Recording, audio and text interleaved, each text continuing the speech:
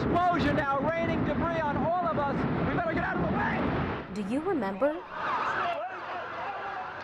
what you were doing as chaos and tragedy unfolded on the other side of the country?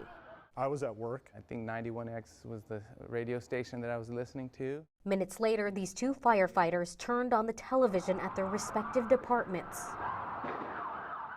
Said, hey, everybody get up, you're going to want to see this. In 2001, Paul Moscoso was a firefighter at Santee Fire Department.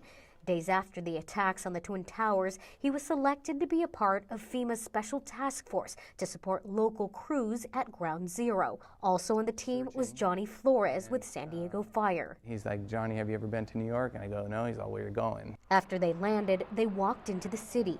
First, there was dust, then some rubble, and then they reached what was left of the Twin Towers, what they called the pile. There's just this massive pile of metal that's twisted, it's steaming or smoking. The 80-person task force from San Diego was there to assist the rescue mission.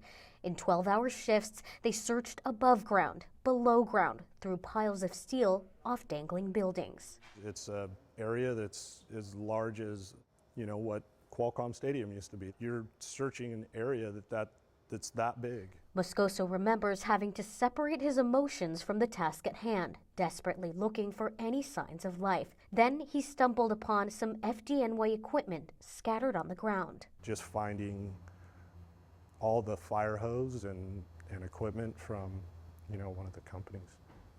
It was Battalion 54. And that chief told him, he said, look, we lost that whole battalion. That whole battalion's gone.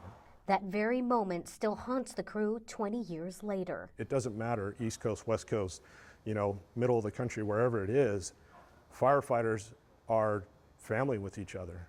So when that happens, you start thinking, this could have been one of my brothers or sisters. Within days, their assignment got amended to a recovery mission. From providing hope, they were now tasked with providing families closure. I wouldn't say a dent because the size of that pile was large, but I felt like we were making a difference.